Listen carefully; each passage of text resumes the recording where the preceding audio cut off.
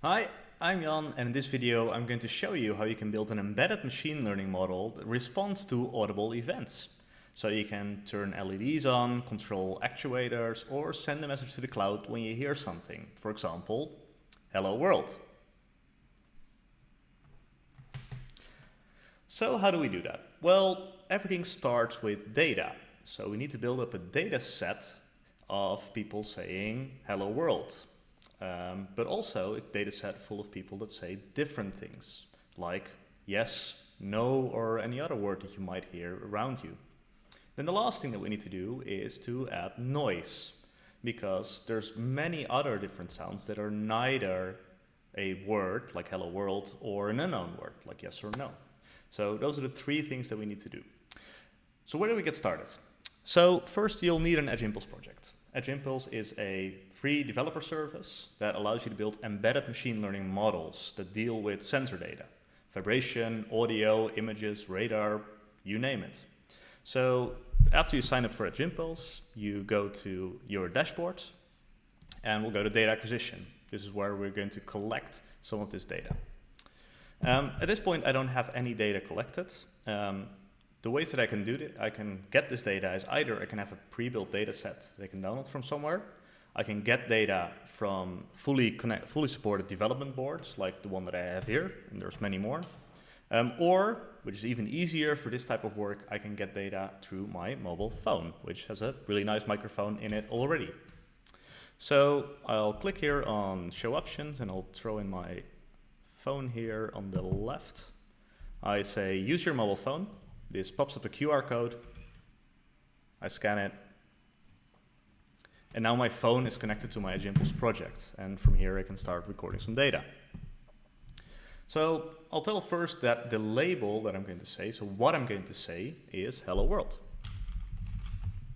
I'll set a sample length here for 10 seconds just for demonstration purposes. You probably want to set this to about a minute.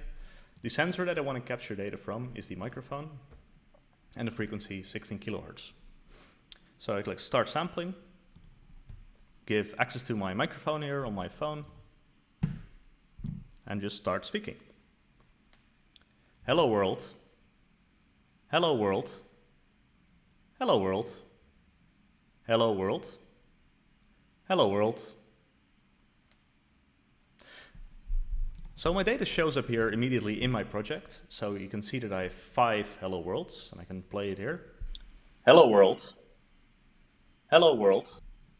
And the next thing that we need to do is cut these into segments. So we're interested to see where this keyword is and then split it up in typically 1 second samples. So why that 1 second sample? When I'm running the inferencing at the end, so on the dev board, so what you just saw on the little dev board that I had, we want to look at a certain window length, so maybe a second. All that second worth of data, that is what we're going to look at. So in our data set, we need to normalize this to 1 second windows. And we need to make sure that the actual word is in there, not noise, because then the model gets confused. You might have a window that says, hey, this is labeled as hello world, like the little window here between 2 peaks. But there's actually only noise in there, which is very bad for the accuracy of the model. Now, unfortunately, in Edge Impulse, we have the auto segmenter. So, and that finds automatically the parts of an audio signal or another sensor signal that contain interesting information. So you tap the little 3 dots here, click split sample, and we automatically find the 5 instances of me saying hello world. You can click on it. Hello world. There we go. As you can see, all the data is here in the middle. That is not bad, that is actually really good. But it might also mean that our machine learning model will later learn that the peak of the signal is always somewhere in the middle, and that's something we might not want to have. You might have a window, a 1 second window, where hello world is all the way at the beginning or all the way at the end. To mitigate against that, click here shift samples, and you can see that the samples shift around a little bit. They never cut off any part of the word, but they shift a little bit from the left to the right, and that helps with building a more robust machine learning model after. So let's split that, and now I have 5 examples or 5 samples of me saying hello world in my data set. Now, hello world is only one part of the data that we needed. As I said earlier, we also need unknown words and we need some background noise. Fortunately, we've pulled together a data set that has exactly that. If you get to docs.impulse.com, you'll get here. You'll go here on the left to pre-built datasets and select keyword spotting. Then here you can download the keywords dataset. This is a dataset specifically made for keyword spotting, so for responding to human speech. And it contains data from the Google Speech Command dataset, yes, no, and other words, so unknown. And it contains 25 minutes per class, and then it contains 25 minutes of noise. Now, what is important when building this data set is that we have a balanced data set. There should be a similar amount of hello world, a similar amount of yes, or similar amount of unknown, and a similar amount of noise. So in this case, we'll have 25 minutes of unknown and 25 minutes of noise. That means that we need to collect 25 minutes of hello world data. That is a little bit too much for me to do here in my home, even when my colleagues are helping from the comfort of their own homes. So rather, here I'll take 12 minutes of data, and you can do that by just randomly selecting files from that data set and importing that. So I've done that already locally, so let's add that to the data set. I click the Upload Existing Data button in Data Acquisition. I click Select Files. I'll first select all the unknown ones, click Open. Then where I want to upload these, so when we're uploading, I'd like to split this data in a training and a testing set.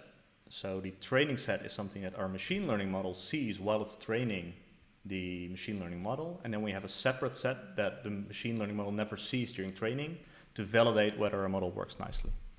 And we can do it automatically when we upload data. So click Upload. And then we'll do the same for the noise dataset.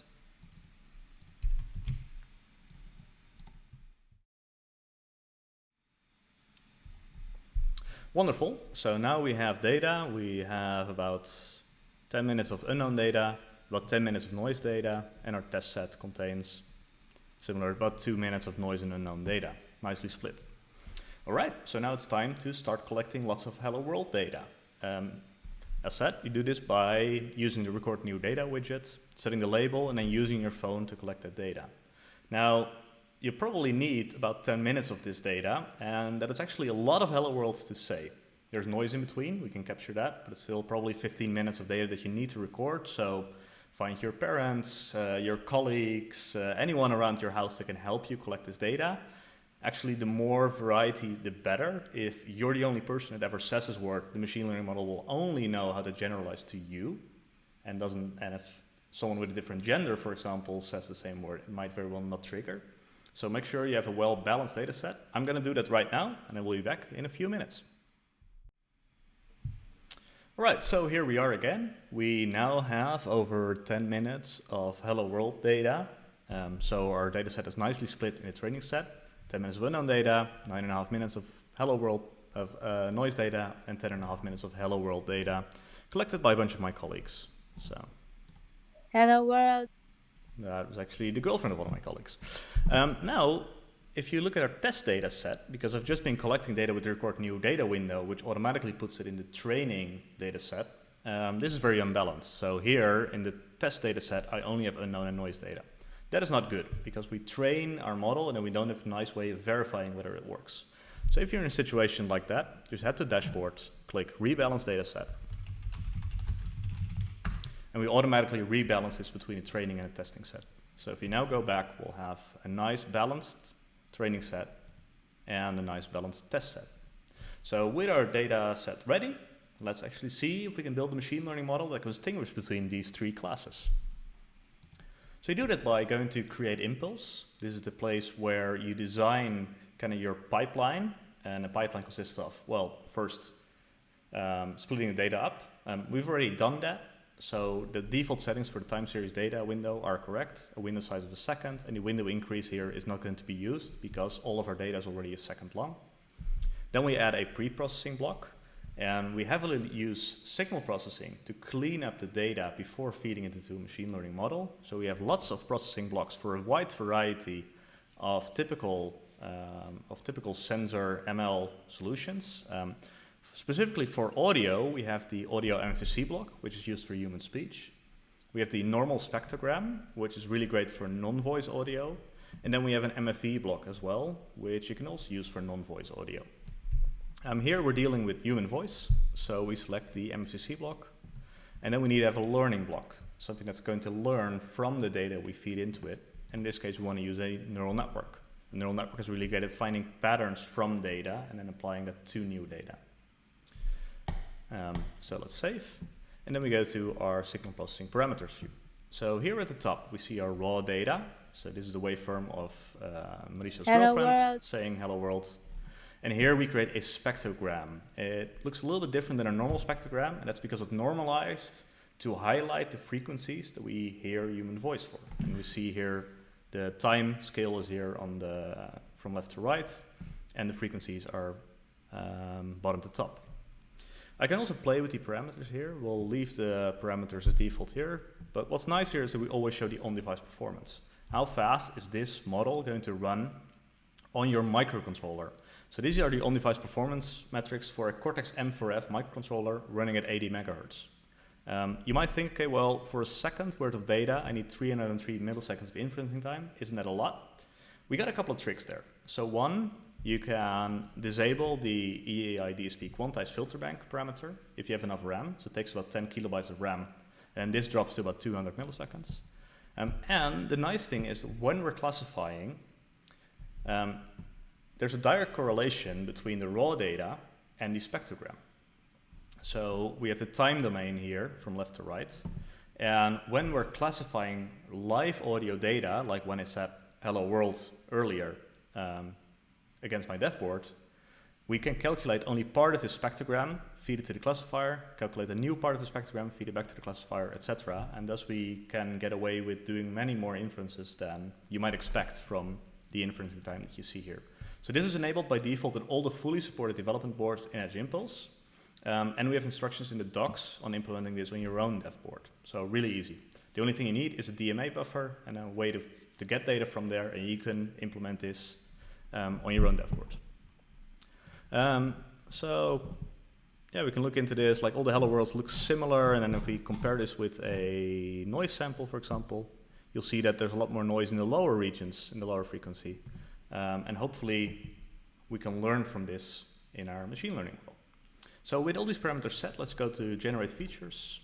And here we go over all the data in our data set, run the feature extraction pipeline, and then we're going to visualize your data set in 3 dimensions to see if it separates nicely or if there are problems with some of your data samples. So the feature generation process is done, and now you see one of the most powerful features in Edge Impulse, and that is the Feature Explorer. So this is a way of looking at your dataset quality and whether your dataset separates nicely before we even do any machine learning. So what we see here is all the data in my dataset plotted in 3 dimensions after the feature extraction step.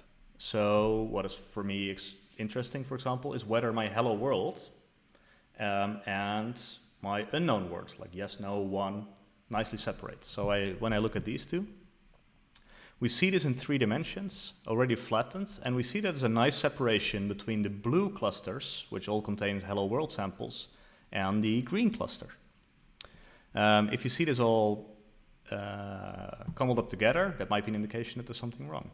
And here we can see, okay, well, here's a nice green cluster, and here's one sample, a blue sample that is in that green sea. Maybe there's something wrong with it. So I can click on it. Hello. And it's a bit soft and a bit going up and down, but that is all fine. I can look at some other data that's similar in the data set. Here's another cluster that might be interesting. Hello world. And that is again the female version. That's the only female samples that we actually have, so that's nicely clustered. Similar, we can use this to find data that might actually to be noise and just be mislabeled. So I can enable both hello world and noise, and this looks a bit suspicious because it's in the middle of a noise cluster. And indeed, that is actually not hello world. So now we find a data sample that is incorrect. So I can go to view sample, then I find the exact one and delete it from my data set, regenerate these features, and now it's gone from there. But in general, this looks really, really good. Our data separates nicely. You see nice green cluster, we see nice orange clusters, and we see nice blue clusters. So this data probably is going to work very, very well for our ML use case. So next, let's go to the classifier. So here we're going to train a neural network to learn to distinguish between these three classes. Think of a neural network as a really large formula, a mathematical formula, where the input is your raw data, the output is the label, it's either unknown, noise, or hello world. And during training, we try to find the optimal parameters in this function. So to do that, we need to set a couple of settings. So the number of cycles, so how long are we going to try and tune that formula? We'll do it 100 times. The learning rate, let's keep that as well. Our confidence rating, when do we trust the network? We'll set it to 60%. And we can enable data augmentation. Data augmentation is a super powerful feature where during training, we randomly manipulate data in your data set. So we can add artificial noise to make it more resilient to noisy environments. We can mask some of the time bands, so if you have clipping or something in your microphone, we don't have a problem with that either. We can even mask frequency bands, we'll leave that disabled for now, or even warp the time axes to work with wiping. Additionally, we have a neural network architecture that we have, so we have presets for 1D convolution and 2D convolutional neural nets. We'll leave it at the 1D convolutional for one. It's a small model, relatively fast to train. If you want to change this up, add extra layers, change the number of neurons in your layers, there's buttons for that. Or if you're interested and you want to see the actual code that is behind these networks, or you have a data scientist that you want to work with, just click the three dots here and say switch to Keras expert mode. Then we'll give you just a normal neural network architecture in Keras code that you can just edit straight from Edge Impulse. Or you can add it as an IPython notebook, and then you can give it to your data scientist to iterate over this model. So with this all set, let's click Start Training and see what our ML model is going to look like.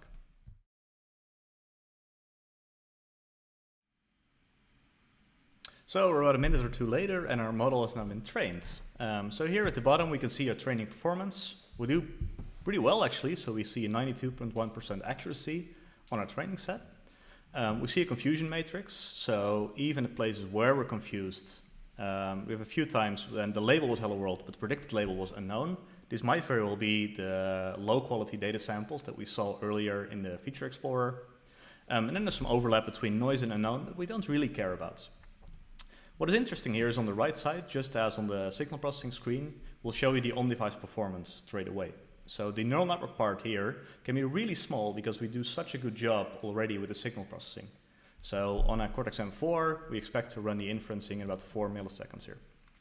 Additionally, we load optimizations. So we reduce the accuracy within the accuracy within the neural network to 1 byte optionally, which saves a lot of RAM. If you don't want that, or you care more about certain performance, you can say, well, I want to look at the unoptimized neural network here. Here the accuracy jumps up, so we win a bit of accuracy, but this also means that we have a lot more RAM. In this case, running it on an M4, this is probably fine, but these are the considerations that you need to make.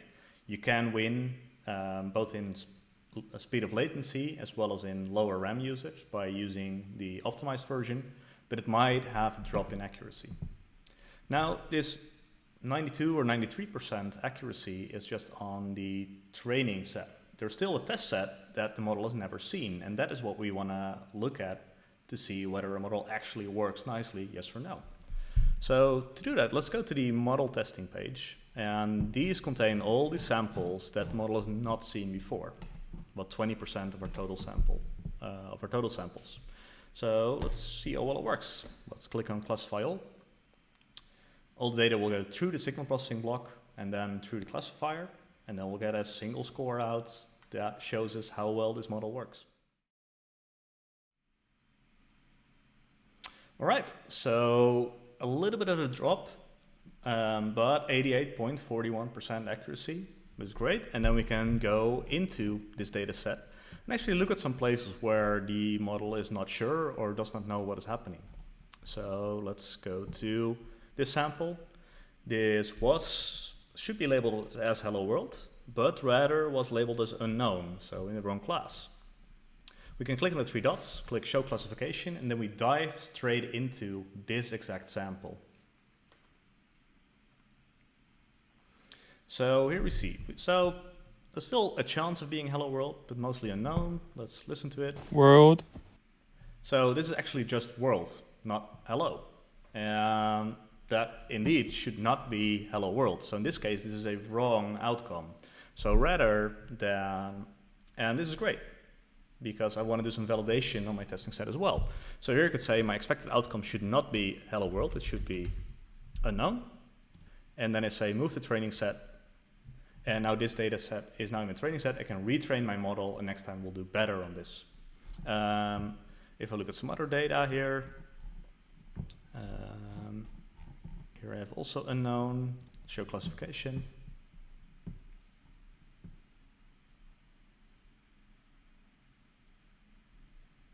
Hello.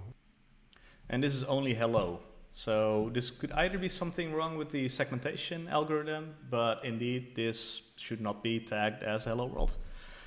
You can also look at the feature explorer to see where a sample falls and find other samples that are similar to it. So we'll zoom in on the sample here in light blue, and we'll find the closest sample in our training set. Hello world. So that is also hello with a small bit of W. The funny thing here is that we actually find the other sample by the same speaker here. So if you look at the data here, all this data is all made by Aurélien. So hello very world. funny. So this is a quick way. If you see something that is misclassified, you can use the feature explorer again to find samples that are close to it, listen to it, and maybe do some dataset hygiene. But so far it seems pretty decent. All the samples, the accuracy is great. All the samples that we've looked at that are incorrect, there's actually something wrong with it. So we can do a bit of dataset hygiene here to fix that up. Let's see if this model actually works on real hardware. So let's go to deployment, and the idea is that these machine learning models need to run on really constrained hardware. So as said, our MFVC signal processing block runs in 200 milliseconds per second. Our classifier runs in 10 milliseconds. And that means we can run really on a cortex-m class microcontroller this stuff in real time. The easiest way of doing that is to get one of the fully supported development boards. Here are a couple. And build a binary straight from there. What you'll get out of there is a single binary containing both the trained machine learning model plus some other bootstrap code, so you can quickly see if it actually works on real hardware, yes or no. Or if you want to integrate this into your own firmware, just pick the C++ library export, the Arduino library export, the QPI same to spec export, or WebAssembly if you want to run it on a gateway or in a browser. Here, let's go build something for the Scilab Thunderbolt Sense 2, which is the little board that I have laying here. We can choose some optimizations. So we use Edge Impulse Eon, which is our neural network compiler, to make our networks a lot smaller. We can run some optimizations here, and these are the latency for the neural network rather than for the MFC block. Those you can get from the signal processing page. And to determine whether we want to use the quantized network or the unquantized network, the unoptimized network, we can click this button, and what we'll then show you is also the accuracy and a confusion matrix specifically for those optimization levels. So here we see that by using the quantized version, we lose about a 1% of precision. But if you look at the confusion matrix where kind of this loss in accuracy is, there's a lot more noise here, where the actual label is unknown and we predicted uncertain. We don't care about that. There's a lot more here where we have noise, but it's now uncertain. We don't care about it either. There's a bit of regression here. So we have a couple places where it was hello world, we predicted noise, and that is not the case for the unoptimized model. So whether this is worth it, that is up to you as a developer. But yeah, this looks good. Let's build the quantized model. And what we get out of here for all the pre-built or for the ready-to-go binaries is a .bin file or a text file that you can easily flash to the dev board.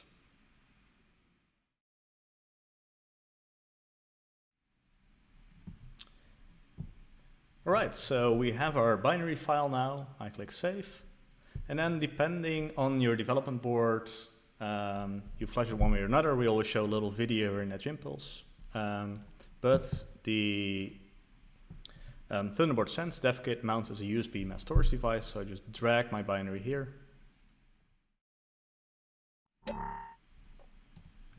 And now I can run my trained ML model on this dev board by just opening a terminal window and run Impulse, and we want to run in continuous mode.